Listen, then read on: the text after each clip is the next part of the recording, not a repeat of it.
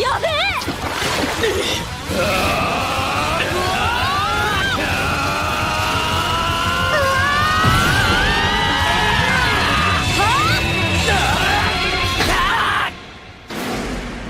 Previously, he was beaten up by some girls, then beaten up by some girls again, but finally discovered the true nature of the supermarket. Every day, a man named the God of Discounts enters the floor to make bentos half-priced but with limited supply. Because of this limit, people find themselves fighting over the bentos, whether it's male or female.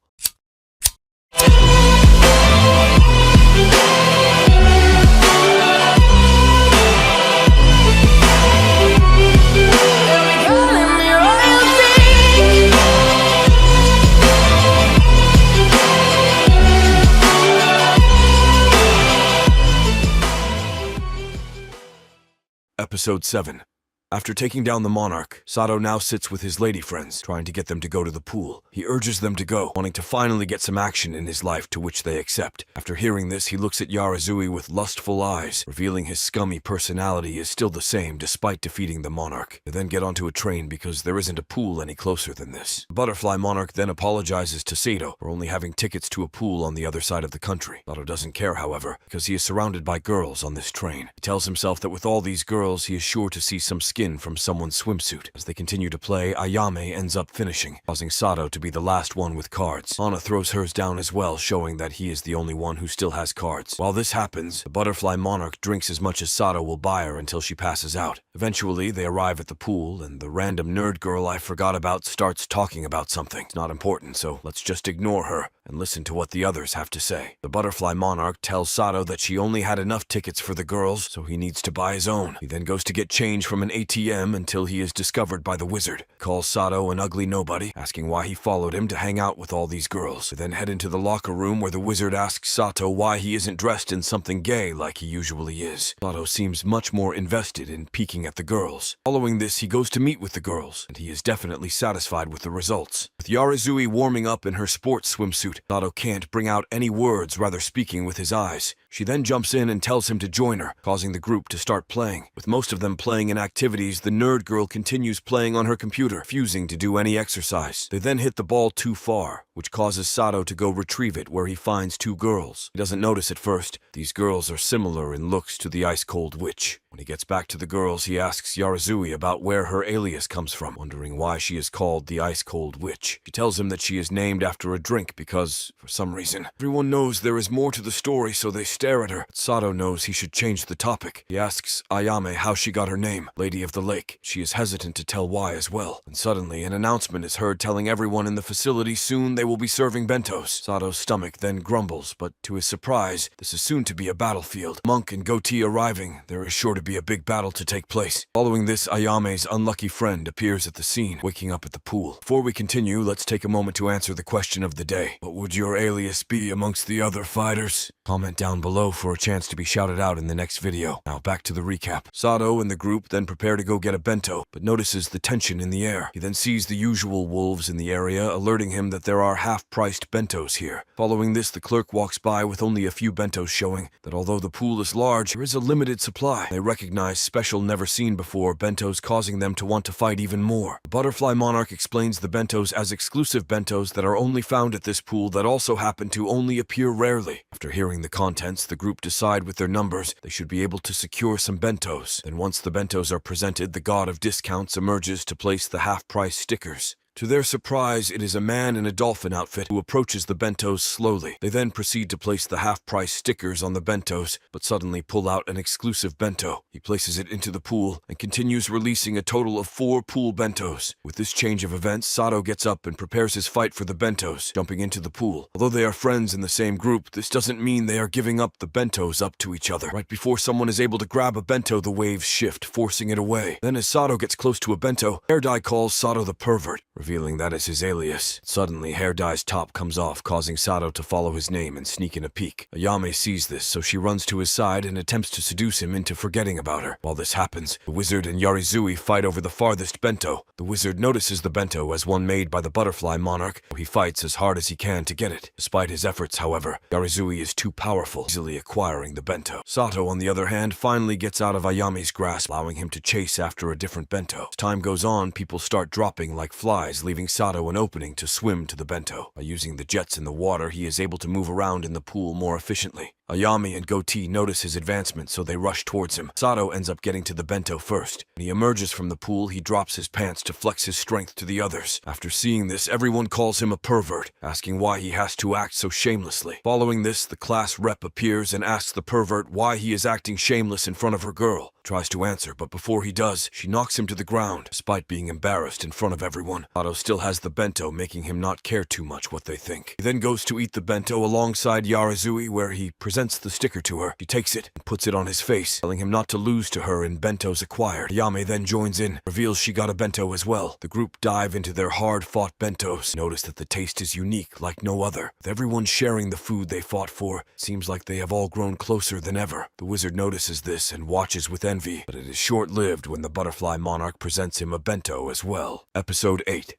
Later that week at Ayami's school, the two white-haired girls are seen talking with her. They tell her to hurry and get inside the room already. Ayami's attention is diverted elsewhere, seeing her friend fall down the stairs. Following this, the white-haired girls talk with the student council, talking about how they are to deal with the savage students fighting at supermarkets. Yarazui, on the other hand, plays computer games with Ayame, leaving Sato to be assaulted by the other girl. She begins getting smoked by Ayame, so she tells Sato to come help her, but he is preoccupied. Yarazui then plays against Asebi. She gets destroyed as well, making her seem Ike the worst one. However, with her having her pride, she attempts to regain her streak, so she plays against Sato. Sato defeats her despite this, which causes her to rage quit, throwing the console out the window. While this happens, the nerd girl watches and writes onto her computer about Sato's life choices. Eventually, the student council meeting ends, leaving the two girls to start telling the other they are at their limits. They talk about going and doing something naughty, but hold themselves back. They then see a list of students that will be attending a supermarket, so they consider attending. While this happens, Sato is rushed to the hospital after falling 5 stories to save the game console. The white-haired girls, on the other hand, continue telling the other they want to go and do something, but they know they will be punished if they do. Eventually, one of the girls tells her sister, Kyo, she is leaving even if she tells her not to. They then arrive at the nurse's office, where they are dressed up in nurse outfits of their own. With this disguise hiding their true appearance, they wander the hospital looking for a particular person. During this, Sato wakes up in the hospital to be greeted by the girls. They tell him that he is lucky to be alive, having risked his life for the console. Yame thanks him for saving her console, knowing it is more important than his own life.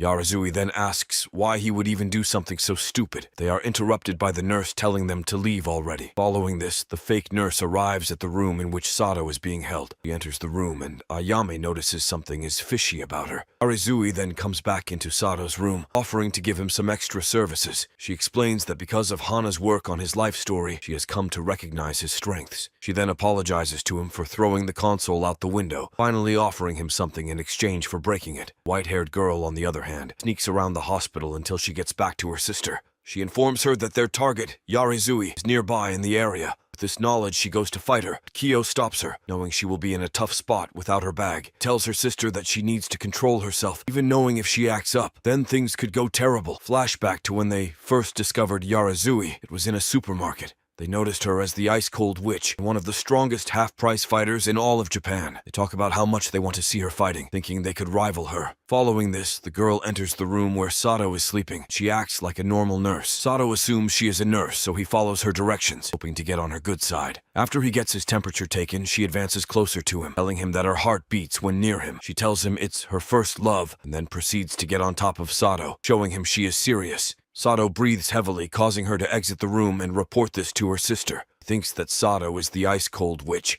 She is mad at her based on the breathing. Following this, she tries again to seduce him, entering the room and measuring him up. Once she completes her measurements, she reports it to her sister, where they wonder how a girl has such long arms. She then goes back to Sato and jumps on top of him, trying to seduce him yet again, knowing she already has. She then offers Sato to touch her wherever, treating her body like a dinner plate. Before he can act, she runs out and talks with her sister yet again, telling her she wants to see the ice-cold witch in battle. She punches Sato, but because of his injuries, he stays idle, doing nothing. As they stalk him from their camera, they see Ayame enter the room, making them wonder what their relationship is. Ayame, on the other hand, is simply flexing the new bentos she plans on getting, rubbing it in that he can't do anything himself. After this happens, the nurse enters the room and asks Sato how he could cheat on her, asking if she means anything to him. While this happens, Ayame meets up with Yarazui at the supermarket, hoping to both get their own bentos. Sato, on the contrary, gets caught messing around with the nurse by another nurse who asks her what she is doing. Sato thinks the two of them are fighting over him, so he hopes the younger one stays. The older nurse, however, stops her in her tracks and fixes her hat, telling her to look more professional. She fixes her outfit up over and over again, eventually presenting bandages to use to wrap up Sato. Takes this as a chance to see all of the ice-cold witch's body, still not knowing it is Sato. As she unwraps his bandages, she expresses how much she loves him. Then, as she begins to take off bandages, she sees his massive boner and runs away from him. Sato chases after her, hoping to clear the tension while forgetting that he is naked. This causes all of the nurses to erupt and run away, not wanting to get caught by the shameless bastard. Sato then tries to hide. The unlucky girl runs over and dumps hot tea on his head. This causes him to scream and get his location discovered by the other nurses. As the fake nurse gets back to the hiding room, Kyo informs her that she has been messing around with Sato, the pervert. Them realizing the ice-cold witch isn't there, they head to a supermarket to hopefully win themselves a bento. Yami notices this and wonders how the two petite girls could take down tons of men. Episode 9.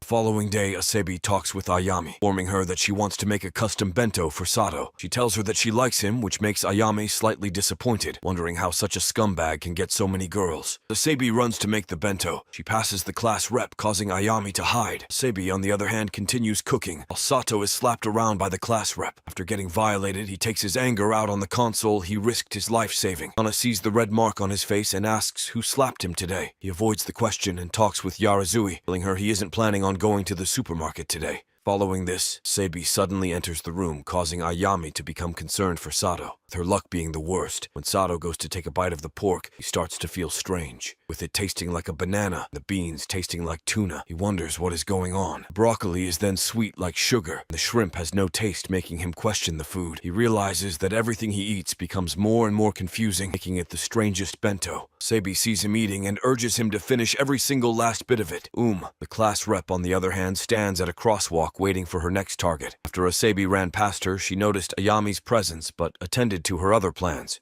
With her planning for a fight, she rushes towards the student council room. Once arriving, she inspects a television screen displaying all of Sato's scummy acts. With her meeting up with the white-haired girls, they all three plan to collectively take him down for his shameless actions. The president then presents a paper asking for an apology from Sato, asking Ume to give it to him. Ume, however, pulls out a picture of Ayame, claims that she trespassed on their school although she didn't make a scene. Both of them having common enemies, Ume asks them to prove their strength first before working together. She laughs at her, which causes Umi to run out embarrassed. After she leaves, the other girls are seen crying to each other about losing the argument. Umi, on the other hand, goes and slaps Soda after these events, being unable to take out her anger on the other girls. Following this, she heads to the student council room to think about the future. She stares out of the window, hoping to find some cute girls. She sees Sato, enraging her. She slams the door and heads home for the day without talking to anyone else. While this happens, the nerd girl writes on her computer, documenting all of Sato's shameless actions. She finishes writing about his sad life, moves on to looking at Reddit. She looks around and eventually receives a call from Ume asking to talk with her. She picks up and is asked by Ume how she is feeling and if she wants Ume to come check up on her. After she asks, Hana scrambles around but bangs into various things, making Ume think she is injured. She then gets a book dropped on her head, hopefully bringing her back to normal. Instead, it breaks her computer, forcing her to go to sleep in a sad mood. She wakes up, however, to Ume stripped down in front of her bed, asking if she is alright. She then makes a move on her and reminds her not to worry about anything as long as she is by her side. Umi explains that while they were talking online, he hung up on her, so she was forced to take action. She continues by telling Hana she already treated her. She doesn't need to move a muscle. Hana wonders what was done to her as she slept. Her thought is interrupted when Ume makes an advancement on her. Uma then smashes a thermostat, telling her that it was broken so she will take her temperature. He then tucks Hana in and watches her while she sleeps for the rest of the night. Hana wakes up from this creepy sensation, tells Ume she is hungry. Somehow Ume has a prepared bento ready for her if she happens to ask. He then offers to feed it to Hana for her, knowing she is still feeling under the weather. After this, Ume wipes her face, telling her to take care of her appearance for her. She then takes her clothes off and urges her to let her clean her back for her. Advances and tells her to look at her directly now that she is fully nude. Hana tries to resist. Umi is too forceful, pressuring Hana into doing what she says. She then undresses herself to hopefully make it more comfortable, but Hana screams out, wishing she would get off her. Sato, on the contrary, tries to go to school, but he gets bugged by the fat otaku nerd asking him to watch some anti-molestar anime with him. He tells her that he sees him getting violated by girls quite often, and wants to help him out. Sato looks at the movie, but drops it, causing Ume to magically appear before him to witness this. She slaps him, then presents a comic book of naked men with Sato's face cut out and put on it. Ume thinks that Sato is behind it, so she goes in to slap him, but he explains his case. He tells her that Hana is in love with macho men, only putting his face on them as a joke. Ume doesn't listen to him, however, slapping him anyways and calling him a pervert. After this happens, the fat otaku nerd jumps with joy, loving to see Ume slap him around. Episode 10. While this happens, Hair Dye gets beaten to a pulp by some girls looking for someone specific. They then arrive at the gaming room hoping to find Ayami there waiting for them. They then ask to talk to Ayami not as the student council, but rather as wolves. They call her by her nickname and ask why she hasn't filled out the club application yet. They hand it to her and then present a picture of Ayame in another school's uniform. Question why she was at that school, to which she explains she was simply visiting the witch and her dogs. This seems like a good enough answer for them, so they leave just as suddenly as they arrived. On their way back, they talk about the various wolves in the school, wondering who ranks as the strongest. While this happens, guards are heard from outside the school, shouting after a student. This noise ticks her off, so she goes to look but sees someone else, the wizard. Sato, on the other hand, is seen finally getting dispatched from the hospital. He looks around, hoping to find the nurse who was hitting on him, but he has no such luck. After he is dispatched, he walks into a supermarket that is, for some reason, surrounded by people. Once he goes inside, he finds the monarch out cold, raising concern for him. During this, the wizard talks with Ayami about these events, telling her there must be someone strong in town. He tells her that whoever is behind these attacks is currently unknown to everyone. Despite there being many victims, nobody has been able to see what the girls knocking them out look like. With the only information being 2 girls, we can assume who these warriors are going to be. The following day, Sato talks with Ayame at her club room to tell her about the monarch being taken down. Tells her that he was out cold. Ayame then asks him when he plans on coming back to fight, but he tells her that before he does, he needs to fight at his OG market first. With this market being across town, Ayame gets frustrated, wishing he would spend more time with her. Sato, on the other hand, doesn't care as he walks to school the next day standing on business. He finds the nerd girl standing in the street talking to herself, so he decides to avoid her. He then goes to school and heads to the club room after it ends. Here he plays against Yarazui in chess, but gets worked by her like a guitar. Then Hana enters the room and continues talking to herself, making Sato wonder why he even talks to her.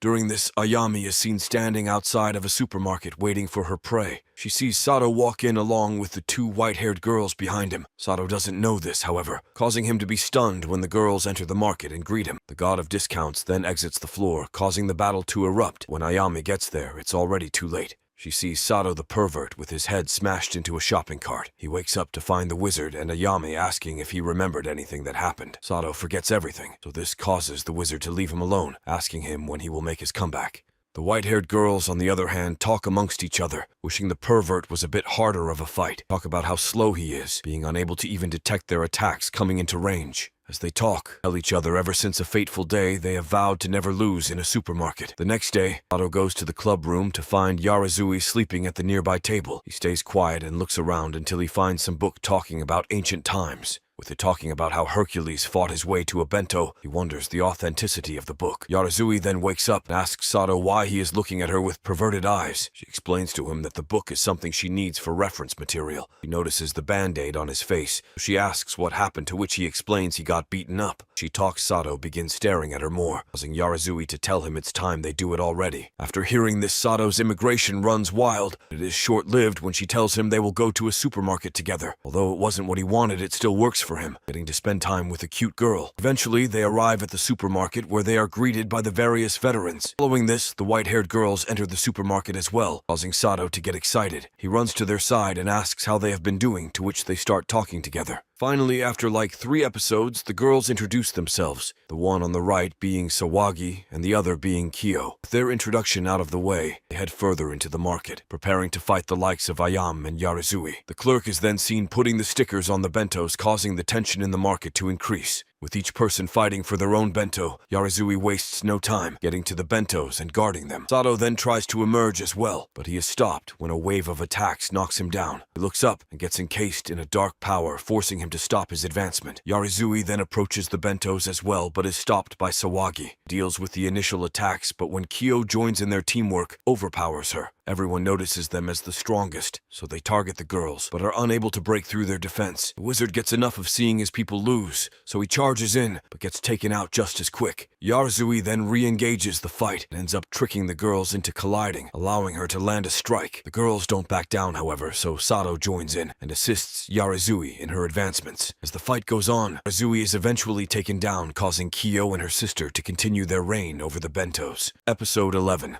After flexing their power, they leave, acting like taking everyone down was easy. Before they leave, however, the wizard asks who they are, wondering if they have a nickname. He continues asking them where they spawned in, from which causes Kyo to demand his contact information. Following this, the next morning, Kyo thinks to herself how great Yarazui was, recognizing her strength. They tell each other that they were born to become wolves, flashbacking to a previous memory. Kaio is seen hiding from her sister but gets easily discovered, allows them to witness the fighting. Them being exposed to the life of wolves as grade schoolers, they have since grown up fighting together. The one thing they lack, however, is respect, the girls being seen as the villains rather than the boss. Kyo realizes this, so she runs to her sister, wishing she had people looking up to them. They realize if they continue farming all the low-level wolves, they won't ever fight them and end up hating them. To combat this, she decides to try and apologize to Sato the next time they see each other. During this, Sato gets approached by the nerd girl who is loud and annoying per usual. She screams in Sato's ear, making enough of a ruckus for Ume to hear her from a mile away. As Sato walks, he realizes it suddenly got much more peaceful. He then heads to school and tries to find Yarazui, but she is nowhere to be found in all of the school. During this, Ayami meets with some other girls, asking them if they have seen Yarazui around town. They tell her that they have no idea who she is talking about, walk away rudely. Ayami gets ticked off and looks around, eventually spotting Asabi playing with spiders like a child. Sato, on the contrary, walks around town until he eventually finds Yarazui's apartment. He rings her door and tries to lure her outside with snacks. Once he says the word snack, he runs outside and greets Sato. He stares at her nervously, causing her to ask why he is acting so awkward. She then invites him inside, where he is stunned to see her place is actually pretty normal, then shows her the food, which gains him access into her bedroom. While he waits for her to clean up, he looks around and finds a wet rag used by her. He imagines the things he would do with that rag, but eventually gets interrupted by her emerging before him. He then tries to sneak in another peek, but gets caught instantly. Apologizes to her and tells her that he should have been stronger last night. Blames his Melf for losing, but she reminds him that they are a pack that work as a team. He informs him that there is a special event upcoming at one of the supermarkets, selling hot, fresh eel, then orders him to gather the team to plan their attack on the eel bento. Follows her direction and heads back to the club room to see if anyone is there. With him being alone, he sits around doing nothing until he receives a text asking him to go to a nearby supermarket. Once he arrives, he finds the wizard alongside the two white-haired girls. They recognize him as the pervert and proceed to apologize for smashing his face in.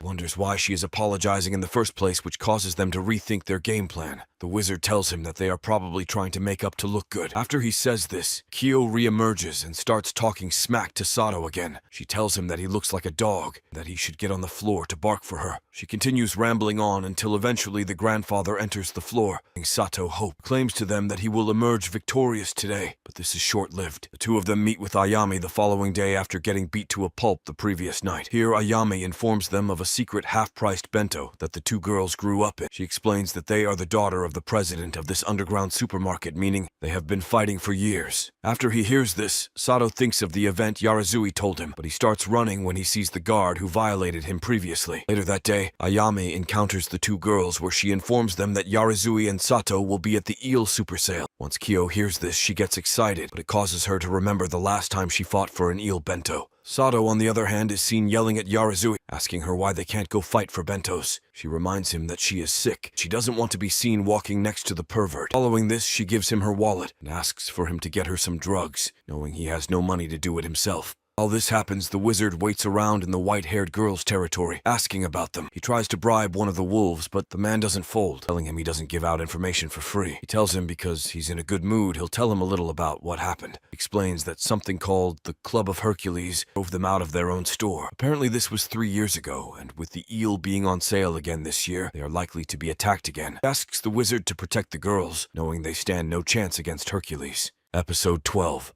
Tension heating up. We enter the final episode where Sato and Yarizui are still flirting. Tells Sato that she has to go after the eel bento and if she is still recovering. Sato listens and tells her that it would be better if she just slept rather than go fighting. As he talks, she falls asleep, causing Sato to want to flex on her. He turns off the light and prepares to retrieve an eel bento just for her. During this, the weird nerdy girl Hana is seen doing her usual typing on her computer about Sato. Kyo, on the other hand, washes her face in the sink, hoping that Hercules won't come again. Yame is then seen talking about the sisters with the wizard, learning that they were driven away by them. Sato, on the other hand, gets pinned against a wall by the Hercules Club leader, who proposes a shady deal to him. Offers to team up to take down the sisters, but Sato is unsure what to think of this. As he walks to the supermarket, more and more similar faces start to appear. The Hercules leader talks to himself, calling tonight the perfect night to relive the tragedy years ago. Sato, on the other hand, continues to run with all high might, making you wonder where he's going. Ayami eventually arrives at the supermarket, sees the competition, noticing something is abrupt. Following this, the sisters enter the market, drawing the attention of all the warriors. As they enter the market, they notice this alongside a man who welcomes them to the market. He tells them he thought they would never enter a market again, asking why they came. He then changes his mind and tells them to leave this instant, causing the others to recognize him. Sato, on the other hand, continues running down the street, thinking about his interaction with the Hercules leader. While this happens, the sisters try to reject his proposal of them leaving. Persists. He tells them that they are too strong to be on the battlefield, so if they don't leave, he will make it so they can't come again. They then tell him that if they gave up, they would lose their pride. Once they hear that Sato ran away, however, more people start to become cautious of the Hercules leader. He notices the tension and capitalizes on it, telling the wolves in the store of the girl's past. He informs them that originally they were on friendly terms, sharing the half-priced bentos. One day, however, he turns on them, telling them it's time that they stop winning every time. With this, he gives up the bentos for free without a fight, asking them to get lost after doing so. Recall this past experience and question whether they should stay and fight for a bento today. Following this, the god of discounts emerges and presents 6 half-priced eel bentos. Then, like he did in the previous years, the Hercules leader stops everyone else from advancing, urging the sisters to take their bentos and leave. This causes them to lose their fighting spirit, so they walk away, but stop once they see Sato enter the store. He walks close to the girls, but turns off before greeting them, having a plan in mind. Once he gets by them, he talks with the wizard and Ayame about the current situation. They explain what's going on, and the sisters stop after seeing the limited edition sticker being placed. Despite being ridiculed for their strength, the sisters stop, knowing they must swallow their pride if they want the limited sticker. The others see this and wonder if they should even try for it. Like usual, the clerk leaves the floor, but this time nobody moves. They're waiting for the sisters to take their fill and leave. While everyone stands around waiting for them to get the bento, Sato has one thing on his mind. He sees how good the bento looks, but stays patient. When the time is right, Sato activates something which causes everyone's stomach in the building to erupt. With the stomach crying out for a meal, everyone forgets about the sisters, starts fighting. The Hercules leader questions what everyone is doing. Sato explains that you can't beat a human's hunger. They tell the Hercules leader that if he is too scared to fight, he should just leave. Once he hears this, however, he starts fighting himself, taking down all that oppose him. Sato sees this, so he jumps onto him, claiming that he will get the bento even if it costs him his life. As everyone continues fighting, Sato begins to overpower the Hercules leader, causing him to finally face off against the sisters. Despite getting smacked down, he tries to continue fighting, but suffers the same fate. With him now being a background character, he gets one tapped by the sisters. While this all happens, the nerdy girl enters the store, hoping to claim herself a bento. Following this, we see all of the winners of the bentos flexing their winnings to the others. Sato, on the other hand, leaves them and runs off to present the eel bento to his beloved. Once he arrives, he presents not only the eel bento, but also the limited edition sticker. Asks her for some special service after this all, risking his life to get the bento. Then tries to bento first, telling her that it is so good that he can't properly explain it. This lights Yarizui's eyes up, so she tries a bite as well. She realizes how perfect the bento is, claiming it is sure to be the best of the batch. Following this, he tells her that this is one small win compared to the future he has in mind.